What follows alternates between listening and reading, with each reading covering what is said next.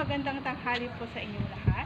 Ako po si Florence Coloan, Real Estate Sales Person from Ventanilla Realty. Gusto ko po sanang i-present sa inyo ang isa sa mga recently bahay na aking nabenta. Ito po ay ang Zilia na located dito sa Las Brisas by Tierra del Sol. Pasok po tayo para mas magka-idea po kayo kung bakit naging interesting para sa isa sa mga buyers ko ang bahay na ito. Dito po sa Las Brisas, 72 to 90 square meters ang karamihan ng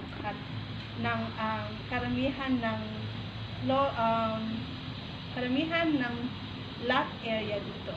Makikita niyo po na ito ay isang single attached home. Dito po sa kanyang carport, ang sukat po nito ay 14.75 square meters. At dahil sa laki ng carport niya, hindi lang isang compact car ang kaya-kaya natin ilagay dito. Pwede po tayong pumunta sa ating service area po. Yan. Nakalak po kasi yung door to the service area, kaya dito po tayo dadaan. Tara po, sunod po kayo. Ito po ang ating service area dito sa ating model unit. So, makikita nyo na yung service area natin. Meron na siyang sink na perfect for our laundry needs. Malaki po siya. Yan. At ang sukat naman po nito ay 14 square meters. Tara po, punta naman po tayo sa loob ng mismong ating model unit.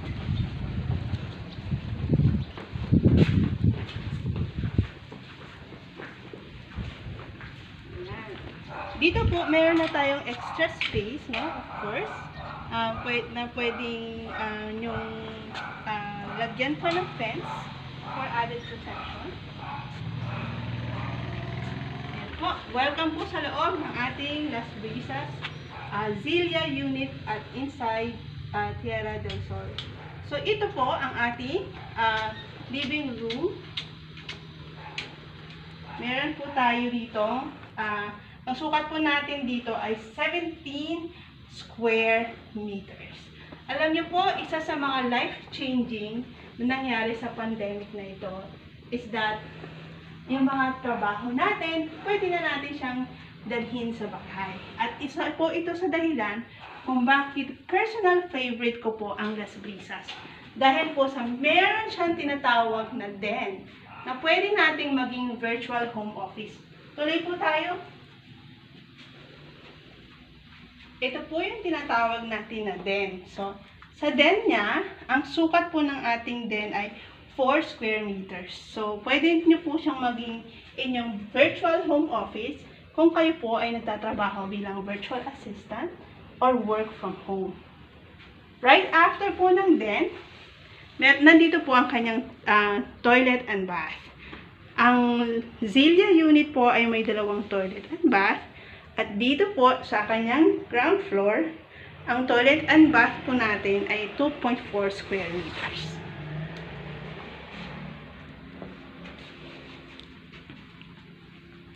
Welcome naman sa kanyang dining area. Isa po sa magandang feature niya is very spacious din ang kanyang dining area. At ito po ay may sukat na 5 square meters. So, kanina nakita nyo na meron na tayong sink sa may service area. Pero of course, pwede rin po kayong maglagay ng ganitong sink, no? Sa loob ng inyong bahay. So, of course, ito ay model unit. Para lang po magkaroon tayo ng idea. Pero ang kitchen niya po, ang sukat niya po ay 6 square meters. And dito po, yung ating pintuan, akala natin nakalak. Ang ating pong pintuan papunta sa service area. Pwede na po tayong umakyat. So, ito pong buong ground floor, ang kanyang sukat ay 35.68 square meters. Aakyatin naman natin yung second floor na may sukat na 36.9 square meters. Tara!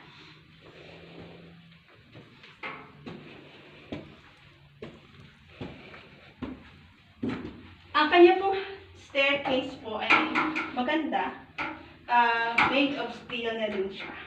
Mamaya po pupuntahan natin yung actual turnover unit para mas magka-idea po kayo sa ano talaga yung itsura pag tinurn over siya sa inyo. Ayan. Ito po yung ating, magsimula tayo dito sa ating master's bedroom. Ang ganda, diba?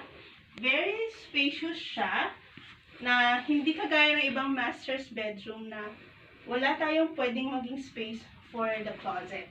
Ito po yung kanyang, sa master's bedroom, kayang-kaya ang isang ganitong size na bed.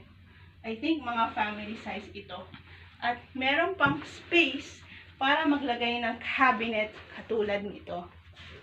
At ito po ay, sa actual turnover nyo, ito rin po, meron na rin po siya talagang ganyan sa kanyang balcony. Ang size po ng ating master's bedroom ay 13.19 square meters. Pwede po tayong punta sa balcony niya. Oh, lamig. Ayan po. Dito po sa kanyang balcony, ang kanyang total size ay 11.98 square meters. So, nilagay ko po talaga kayo sa mismo munang model unit para makita nyo na talagang malaki siya na pwede pang maglagay ng isang sofa set sa loob. Yan.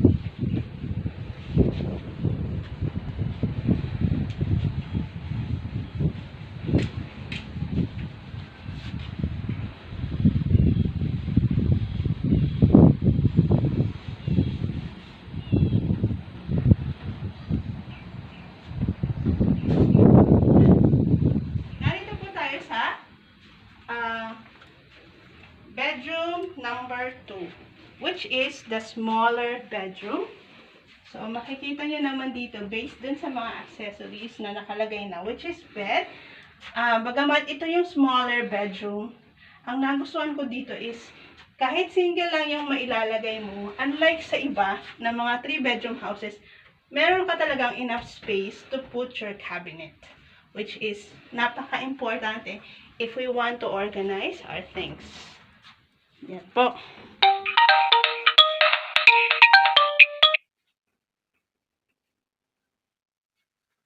This is the smaller bedroom. Ang size po ng bedroom natin na yan, si bedroom number 2, is 6.15 square meters. Well, again, hindi ko sure kung na-mention ko, si master's bedroom ay 13.19 square meters. Dito rin po sa taas, meron tayong toilet and bath. Ang atin pong toilet and bath sa taas ay 2.56 square meters. Yan po. Ang ganda, di ba? So, perfect kasi katabing-katabi lang siya ng ibang rooms. So, napaka-accessible ng toilet and bath. Strategically located siya para sa ating lahat. Next po, ang yung second room or yung bedroom number 1, which is bigger po doon sa bedroom number 2. Ang ating pong bedroom number 1 naman ay mayroong 8.06 square meter size. So, perfect din po siya para maglagay ng isang single bed. So, nakikita nyo po, napakarami pang spaces na pwedeng paglagyan ng other gamit. Pero, best part po nito is, dahil sa malaki siya, yan, meron po kayong cabinet area dyan sa part na yan. So, pwede pa rin maglagay ng cabinet. So, marami na po ako napuntahang mga bahay. Pero, isa po sa nagustuhan ko kay Zilia is that hindi siya mahirap gawing organized dahil meron talaga siyang spaces for the cabinets. So, ito pong tinatawag natin stairwell, meron siyang sukat naman na 3.62 square meters.